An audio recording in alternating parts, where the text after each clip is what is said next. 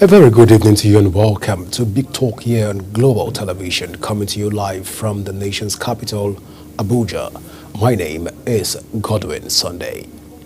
Well, still in the season of celebration, talking about the celebration of President Bola Ahmed Tinubu's second year in office, I'm being joined by the APC National Publicity Secretary in the person of Felix Morka, for him to join me talk about the president's achievements so far, even in these 2 years, the success card and the scorecard. Let's bring this up to speed. But first, you're welcome to a Big Talk, Mr. Felix Morka.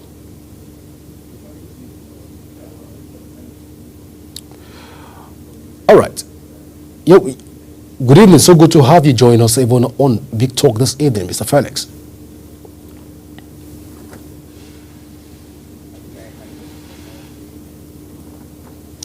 Well, while we're still trying to get Mr. Felix to talk, even get some of the network glitches that we're having, but then we're still trying to look at President Bola Tinubu's administration so far, the journey from where we are to where we ought to be as a people, and try to marry this up and tie it up with a lot of conversation around the country. Not forgetting that we're trying to also x-ray the fact that President Bola Tinubu have also met a government, administration that has been alleged to be more of not following the blueprints of the All Progressive Congress. But how correct that is? Well, let's get even talk to us right now. Good evening and welcome to Big Talk, Mr. Felix. Good evening. Can you hear me?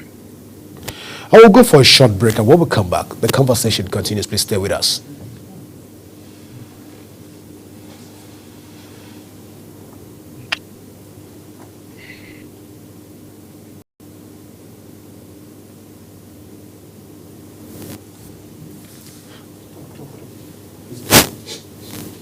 Well, we'll go for a short break, and when we come back, we'll continue the conversation. Please stay with us.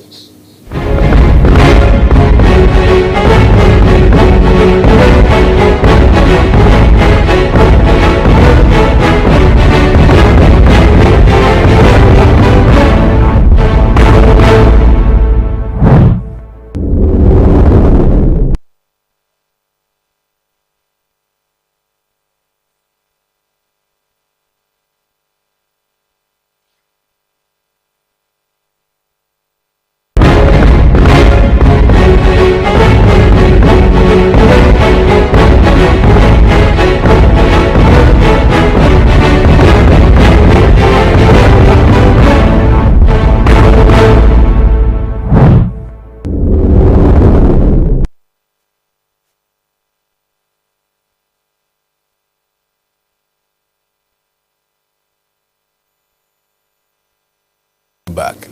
All right, let's delve into the conversation right away. Good evening, and so good to have you join us this evening on Big Talk, Mr. Felix. Good evening. All right, so let's begin with the scorecard of Mr. President right now. A lot of people have come out to assess the President Bola Ahmed Tinubu, but it's just 2 years. Some people will say it's too early to begin to throw the tantrums and throw the towel away even in assessment of the president. But so far, so good. The president have come of age 2 years. It's a midterm assessment. But then what will you tell us about the president and some of his achievements so far, even for this administration? Well, it's been a very busy 2 years, and the president has really started off very strong. As we know, this president, on the day of his inauguration, made it clear he was not here to play. He came to tackle serious matters that beset our country, and that have beset our country for a very long time. On the one, he announced some flagship policies. First, to abolish the system of fuel subsidy. And then next, he announced a policy to unify the multiple foreign exchange rates. Now, for those who don't understand, these are two critical problems that have really held our country down for decades. Many presidents, came, served their terms and left, and did not have the political will to confront this twin, evil, basically, that were eating at the core of our economy. So when this president was elected and he got sworn in, he said, look, there's no point keeping these two elephants in the room. He had to confront them. He summoned the courage to confront these two problems. Now, naturally, this fuel subsidy, between the fuel subsidy, the multiple exchange rates of the Naira, and the need to defend the Naira with a hard-earned foreign exchange, there was nothing left. And of course, the obligation to service our debts, there was really nothing left for the government to run this country. At that time, government was spending well over 94% of the total of our revenue earnings to just service debts, pay subsidy, and defend the Naira. With the result that the country was really effectively bankrupt, and had been bankrupt for a very long time. So this president had to do what he had to do to give Nigeria that lease of life and to again begin to build back towards deepening the strength of the economy and giving Nigeria a fighting chance to stabilize and emerge from this economic quagmire that we find ourselves. All right, very interesting so far. But then let's look at where the president was coming from and where we are right now. The first thing the president made, like you've rightly stated, was that subsidy was gone. What has been the impact of subsidy removal so far, even on Nigerian economy? There's been, quite a huge impact of this policy decision. Now, first of all, the removal of fuel subsidy saved Nigeria all of the massive funds and resources that was going into that very dark system that was laden with incredible acts of corruption. Now all that money saved were then plowed back into real sector development. For example, as you know, monies that accrue to the federal government of Nigeria is shared amongst the three tiers of government: the federal government, the state, and the local governments. Now, if you talk to any governor, and I think it's public record, that most states under this president in the last 2 years are now receiving in allocation, sometimes 3 times, 4 times, in some cases, maybe even 5 times what they were getting previously. So a lot of money has become available to the federal government, to the state governments and the local governments to really run their business and extend services, infrastructure, and grow their contribution, if you will, to our people. That's one repercussion. Another repercussion is that these two policies made it possible for Nigeria to begin to look inwards, because up until this president, we were simply just an import-dependent economy. We will import everything from toothpicks to tissue paper, because the value of our Naira was artificially set. It was not dictated by the real value, by the market forces. It was set arbitrarily. The value was dictated. So that meant that Naira was completely in a place where we didn't have to do anything. We just took money and bought forex and went out to import anything and everything. Now today, Nigeria, because of these policies, is now exporting more than we're importing. Imports have gone down, whereas exports of goods and services out of Nigeria has increased. You've seen again, a total revamping of our oil, sector, whereby today we are getting, quite some really incredible levels of investment to that sector, but also, increasing our productivity of crude oil and, meeting and exceeding the OPEC, that's the Organization of Petroleum Exporting Countries, quota for Nigeria. For the first time in a long time, we now, are exporting more crude oil than we did before. Now, I think upwards of about 1.8 million barrels per day. Whereas at the turn of this administration, we were doing way less than 1 million barrels. So that's a significant improvement. You have also seen a major jump in Nigeria's foreign reserves, effective reserves about over 23 billion, and that's the net reserve, and the big reserve over nearly 40 billion. That is remarkable, with a growth rate of nearly 4.6% in the last quarter of 2024.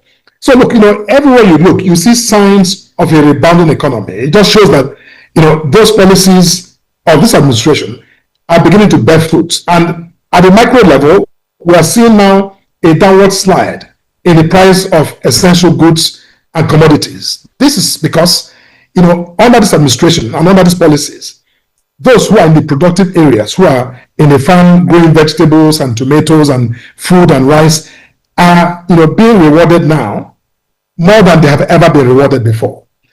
Because of the value, yes, inflation has gone up, but those in the productive sectors are seeing real reward for their economic output. So overall, the economy is really strengthening, and which is why a lot of the development agencies, whether it's the World Bank or the IMF or the African Development Bank, and just a few days ago, Moody's, which is a rating agency, has upgraded Nigeria. Again, signaling increased confidence of international investors and domestic investors. Femi Otedola, just a few days ago, was, really, giving a fist, bump to the president, because just recently he, upped his investment in First Bank to upwards of 360 billion or so naira, and citing that his confidence level in the administration's policies, I think, has helped him to increase his, investments in First Bank, and I'm sure in other sectors as well. So, we're witnessing, as I said, a rebounding economy, and we're very, thankful for it.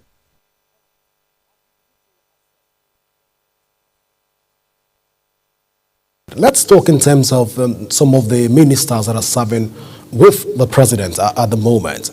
Well, during the APC National Summit, we observed that it was only 6 ministers or thereabout that were allowed to come present their scorecard even to the national APC stakeholders and party members that were in that auditorium at the banquet hall of the presidential villa in Aso, in the presidential villa here in Abuja. Now, let's look at all of this. The ministers that are working with the president, about 42 of them, but only 6. Is it to say that a lot of ministers under the president are not working at the moment? Or the president just picked those ministers to just come x-ray and showcase what they've been able to do in terms of their own sector right now? Please enlighten us on this and a way of clarification.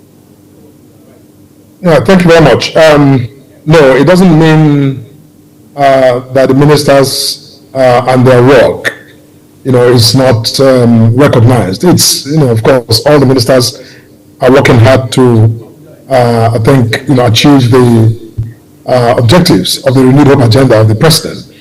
Now, as you may recall, that was a one-day summit, and one day, of course, with a number of people who were there. Logistically, it took some time for the meeting to settle in and get started.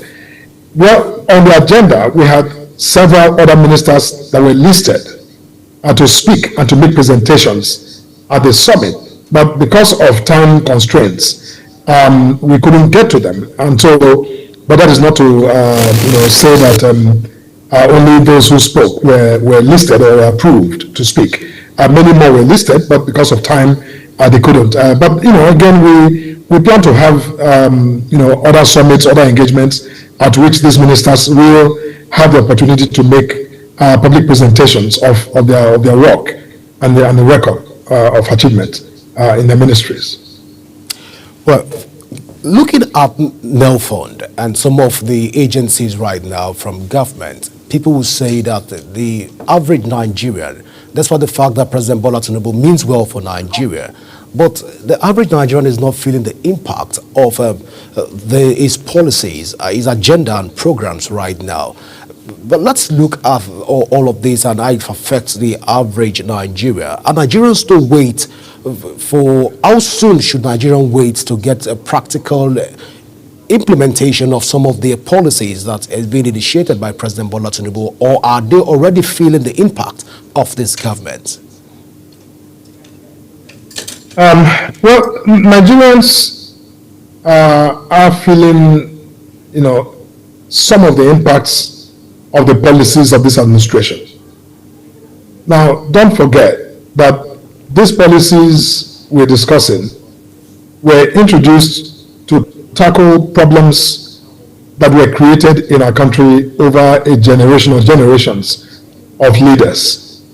The inaction of past leaders, of our country, I think all contributed to worsening the conditions of living for our people.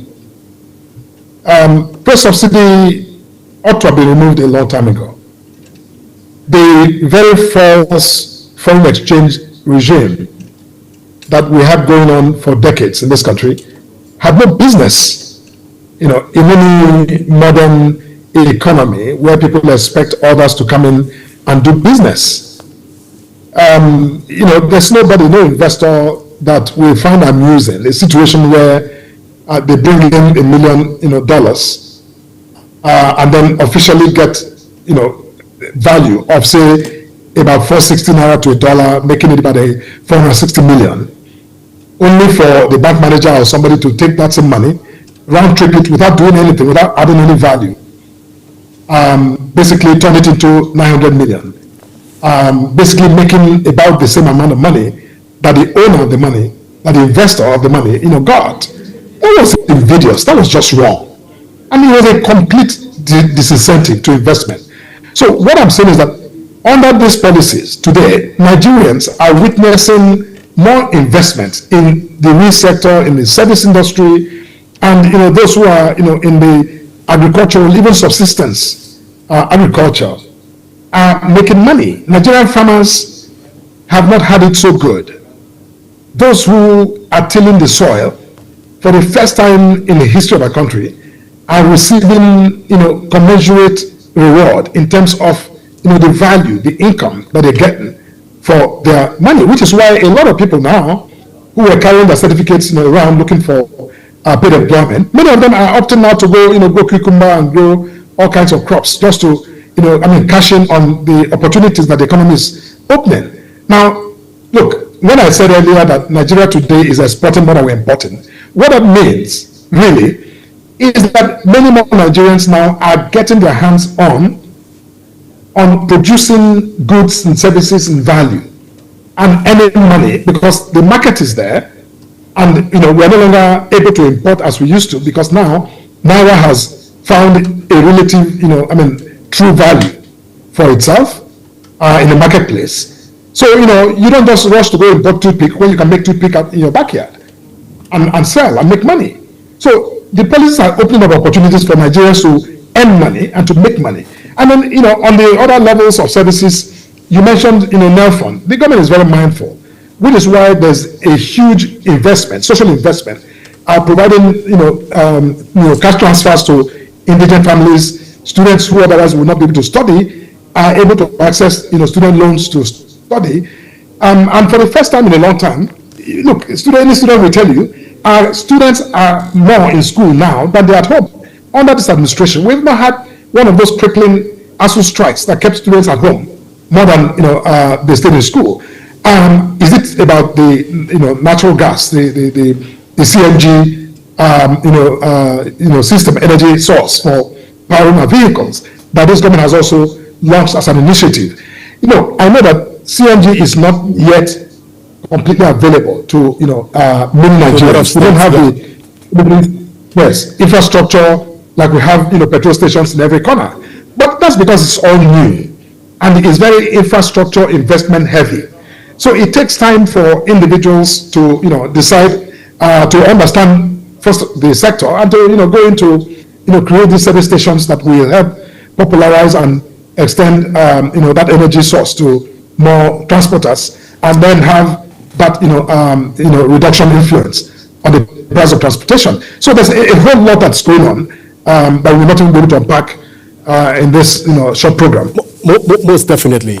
Most definitely, Mr. Moka. Now, let's talk about this whole endorsement, because the summit was a little bit characterized by quite a number of endorsements of Mr. President to come back for a second term. It started from the Progressive Governors Forum and through to the National Assembly, and then to a National Working Committee, which we saw that very exciting endorsement. But then, when endorsement of this magnitude, let me even find out from you first, what is the party's position on endorsement of this magnitude in 2 years, an endorsement for a rerun? And of course, most states right now, including Benue State, are taking a lead from this. Doesn't this negate the position of the All Progressive Congress rules and regulation?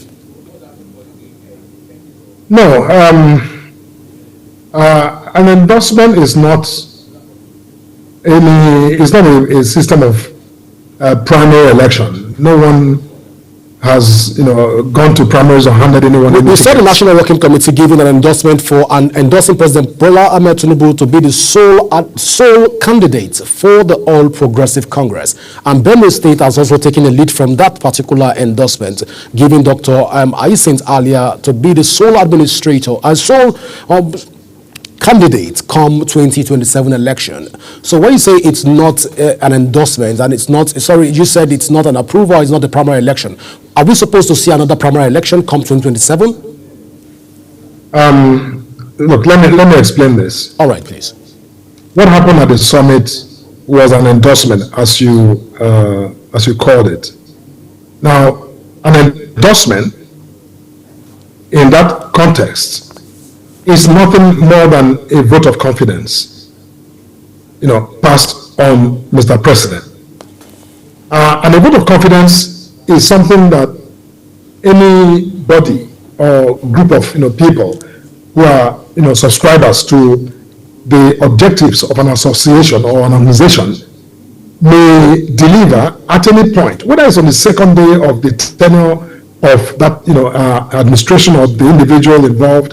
It doesn't matter. It's simply a vote of confidence. It's to say, look, so far we are happy with your efforts, and we signal our readiness, as this continues, to get stronger and produce more outcomes that are beneficial.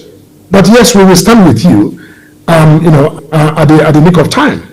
Now, that is a normal democratic, activity. There's nothing special or extraordinary really about it, other than just that, it's a vote of confidence which members of an organization are entitled to give or make.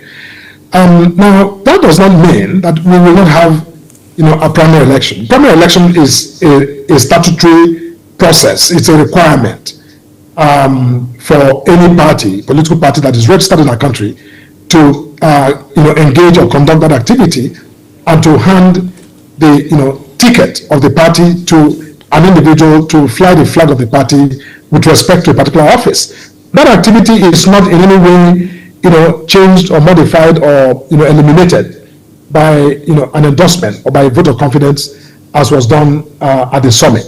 When the time, which is, of course, a schedule that INEC itself operates, when that time comes, we will, conduct our primaries. And by the way, our constitution, provides facilities for either a contested primary or, or election or, by consensus. So people, who are in a district, who are within an electoral district, may decide, what, hey, all of us together, we agree that, we're going to push this person forward to run a race.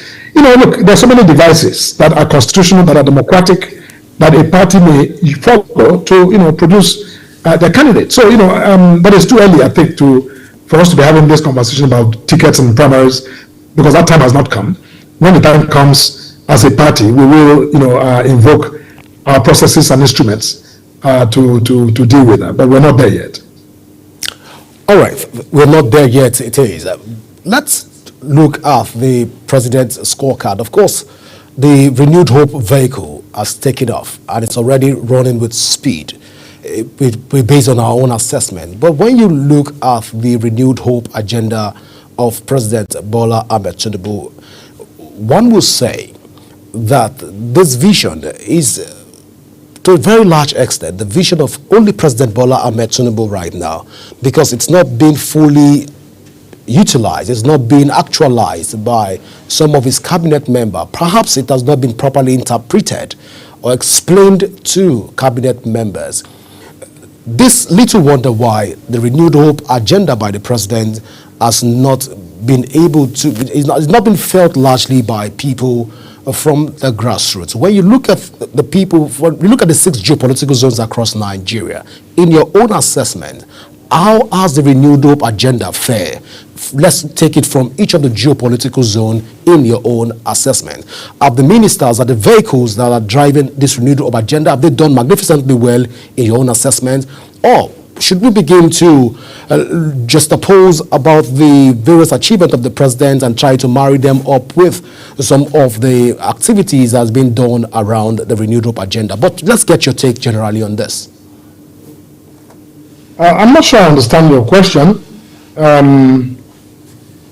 in reference to the ministers of the government. Now, the renewed agenda of the president is an agenda that is very central to the work of all of the ministers and departments of government.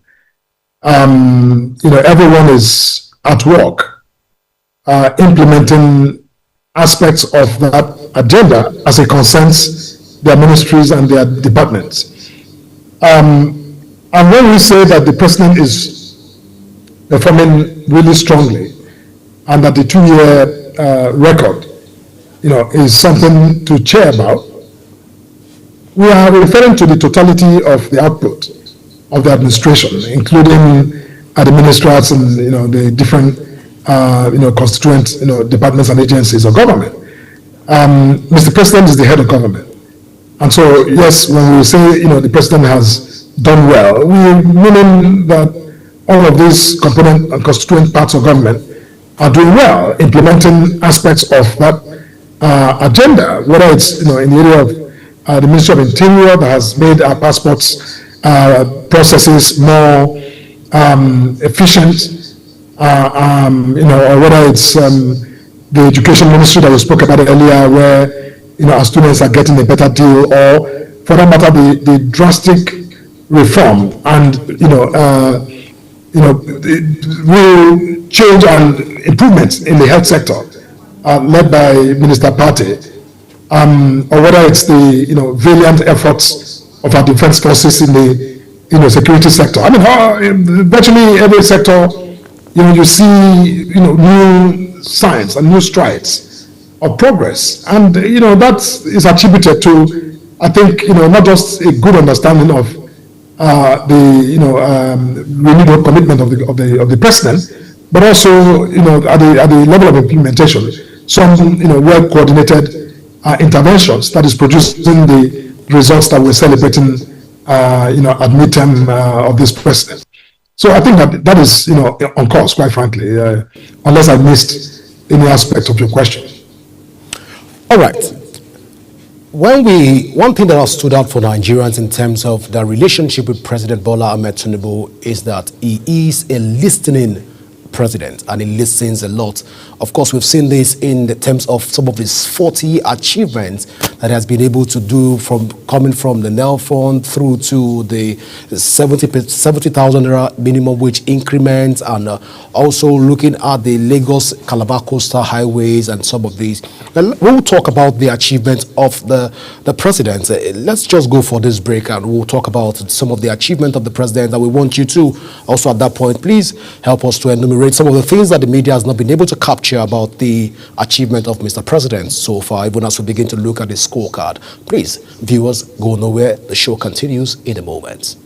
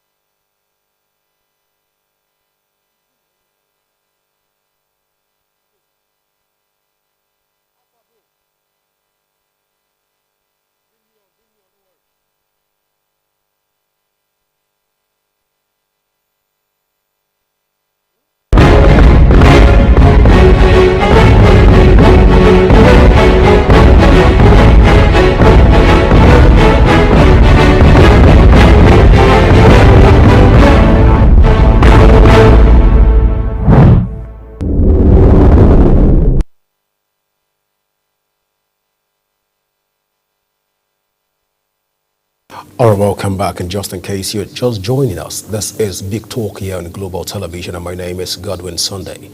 Of course, I'm still being joined by Felix Morka, the National Publicity Secretary of the All Progressive Congress. And we're talking about some of the achievements of President Bola Ahmed Tinubu, trying to x-ray his scorecard and trying to assess some of his policies and its impact on Nigerians. All right, welcome back, Mr. Felix Morka. Yes, thank you. All right, so let's talk about the achievements of President Bola Ahmed Tinubu. So far, it's been 40, and for some people, they will say that it is the most outstanding performance by any president in the country so far. But in your own assessment, what will you say about President Bola Ahmed Tinubu's achievements so far, coming from the various 40 that has been itemized? One would say that President, be proud at this time, the All Progressive Congress is outdoing itself by achieving more. But I don't know what your take is on some of the president's achievement right now. Has he been able to surmount the records and the targets that have been set by the party for him to deliver on the renewed hope agenda? Please talk to us in this light, please. Yes, the president has done a fantastic job in 2 years. Now, if you really understand the state of the economy, from before 2015, and then between 2015 and 2023, when this president was inaugurated, you will know that this president, is truly a president of progress. He's a president who is, not just bold and courageous, but he's determined to, take action, even when that action or the actions appear somewhat unpopular. Because, think about it. For those who busy themselves with criticizing the president for removing fuel subsidy and because of the attendant transient cost of living, increase that has brought. Now, when you ask them, what exactly is the alternative? Now, don't forget that all of those who contested for the office of president in the last election, Atiku Abubakar, Mr. Peter Obi, and then the current president, all promised Nigerians to, remove, the system of fuel subsidy and also to float the naira. So there was virtual consensus from, academics to economic experts to, even Nigerians, everyday people, that these systems had really brought Nigeria to its knees. It took courage for this president to tackle those problems like he's doing. And now you can see that on the economy is showing, the kind of ease of life that it hasn't shown in decades. I mean, if you look at the data, it's massive what is going on. If you look at the forex system, the country is doing far better. There's now stability in in our foreign exchange system. Those who used to own jerry cans that they take to filling stations to spend days and weeks queuing for fuel because the product was in short supply, and that is becoming a thing of the past. No one thinks about stocking petrol now because petrol is available every day. Yes, it's costlier because of the adjustments in the exchange rate of the naira, but it's the real value of the naira, and it's market reflective, and it's now predictable that this is where it is, and you can see that the price goes up and down because when crude oil prices fall internationally, the gains are transferred to consumers by reduction in pump price of petrol. So this is what happens in every country of the world, and it was just unsustainable for Nigerians. I know, look, again, our people are, they when they say things are more difficult now, you don't really blame them because truly, for years, we have become very dependent on this, really, terrible system of subsidies that enriched a few people and impoverished the rest of us. But when a people become dependent on something, it's not easy to wean them off of that dependency. And I give this really simple example.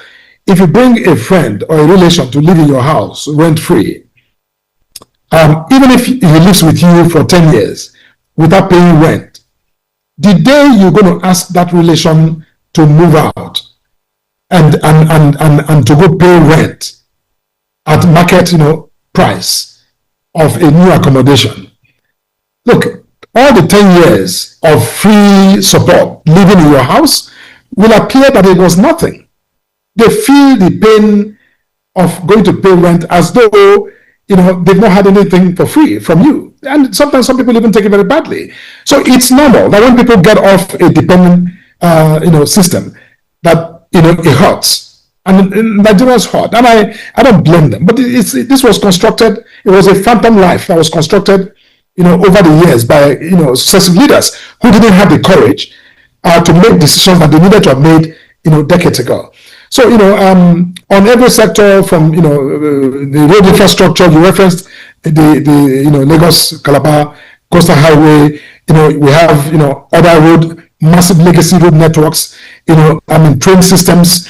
Again, it was under the APC administration that again the road train revolution began, and this president now is beginning to extend that massively to other sectors as well. So, I think that in power, for instance, we have hit over 6,000 megawatts. It's still not enough, obviously, but we must, I think, take note of where we were before this president came. 6,000 megawatts in the history of our country was almost unattainable. But today we're doing that, and power is more available now to so many areas of the country. It is, again, not perfect. I think that the government recognizes that more needs to be done to extend energy to many more families, even in outlying districts, so that our people can convert that energy to creative resource to grow their personal economies and to indirectly grow the national economy.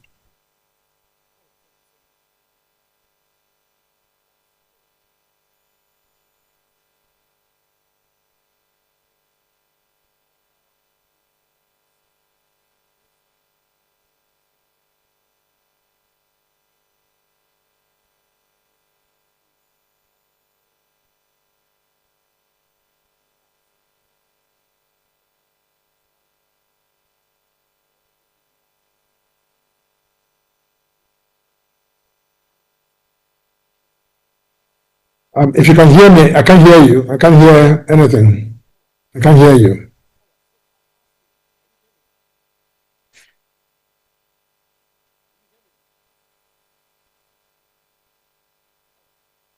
I'm trying to find out from you. Can you hear me now? I can hear you now, yes. All right, so I'm trying to find out from you in terms of the President Bola Tinubu has been known even in Lagos State to be one entrepreneuring governor while he was a serving governor of Lagos. Right now, he is the president. But one thing most Nigerian youth are saying right now, that they don't have access to funds, that they're being restricted. Their ideas is going down the drain because most of them cannot access the fund. You want to quickly react to this, what the president is doing, and how far he has been able to achieve in the provision of fund for young Nigerians to delve into the business world. I don't know if you want to quickly talk about this and some of his achievements in this regard. Yes, there's quite a number of initiatives that this president has creatively introduced to support our young people and promote entrepreneurship. There's now a lot of soft, credit facilities available to our young people. Some of those funds are domiciled with the Bank of Industry, with a lot of other specialized funds of the government, and partnering with several state governments to deliver some of these services. And I think maybe there needs to be probably more extension of information about the sources and the facilities that are available to support young incubators, business incubators who are doing very well in startup, in tech, and other areas. There's quite a number of programs that are available for this. Maybe we just need to, I think, do more to provide public information so that our young people may be able to accept. But I can assure you that quite a good number of our young people are already benefiting and accessing some of these resources and helping themselves and those around them in business. All right, let's talk about the next 2 years. It's going to be an interesting 2 years. Are we going to be having policies even from the presidents? And also, I know most of this policy aligned with the All Progressive Congress vision. Are we going to have more policies in the area of more strengthened security in order to protect most states, especially within the North Central geopolitical zone? Please, let's get your take on this in terms of security and the North Central part of Nigeria. And what does the future hold for them in terms of security coming from the All Progressive Congress? Well, that's a very important question. Yes, I think we're hoping that in the next 2 years of the administration that there will be an even more massive uptake in the delivery of outcomes for our people across all of the sectors, including defense and national security. Look, this president, unlike anyone in his right mind, will understand the seriousness of security and the role that security plays in national economic development. When there's insecurity, really everything stops. But unfortunately, the people who seek to undermine our lives and peace and security and well-being are people who clearly are agents of evil, whether they're terrorists or bandits or other, criminals who, just run amok in the streets, doing damage. But I think that this president, more than any president in history, has really come out swinging in support of our armed forces. Not only has he, provided them more modern equipment and provided them systems of incentive to encourage them and motivate them to fight this war and defeat these terrorists. The president has again been the biggest cheerleader for our troops.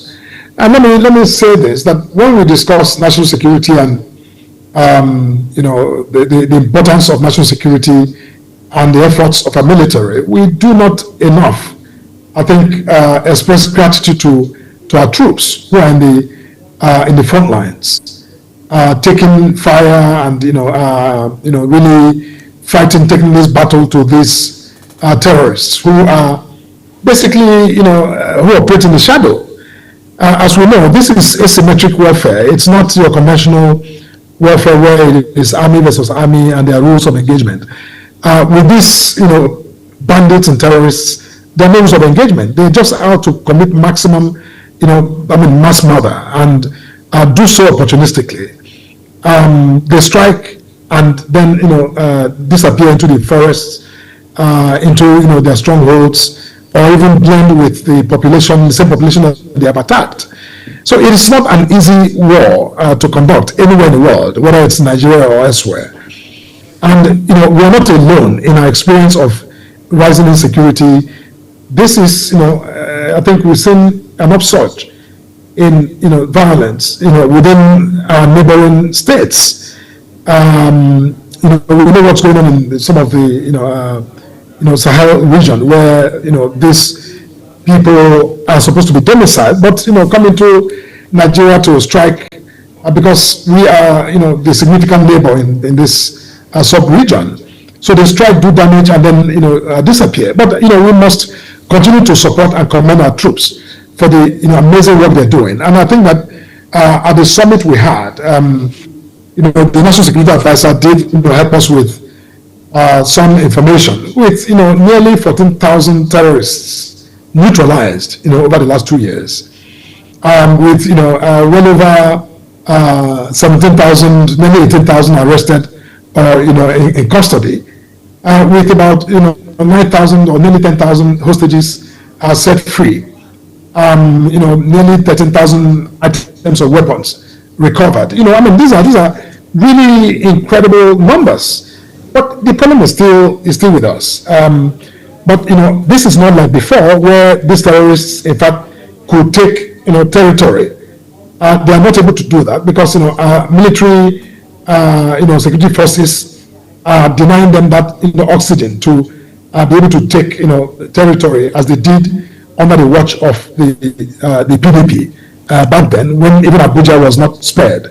That orgy of violence. But today is a different day. Yes, we recognize that the problem remains, but it's certainly been contained far better than it was before. But that is not to say that Mr. President and those who are involved in the security sector are sitting on their hands now, because they are doubling their efforts, putting in more resources, more modern tactical equipment to really defeat terror and secure the peace, so people can return to their homes and return to the farm to help us grow food and help us build food security, and where they can also control their lives in peace and security. That, I think, is the commitment of this president.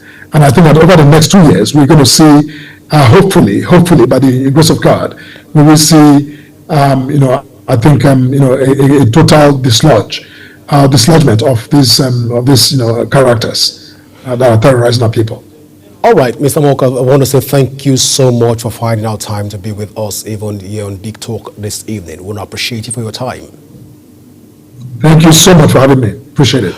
All right, viewers, this is how far we can go on Big Talk today. Do remember that you can join the conversation in our various social media handle currently showing on your screen using @Global TV NG. And you can also download the Global TV Nigerian mobile app from your Android and iOS devices to keep track of our broadcast. My name is Godwin Sunday. Always remember that peace and unity are the pathways to progress. Enjoy the rest of your evening.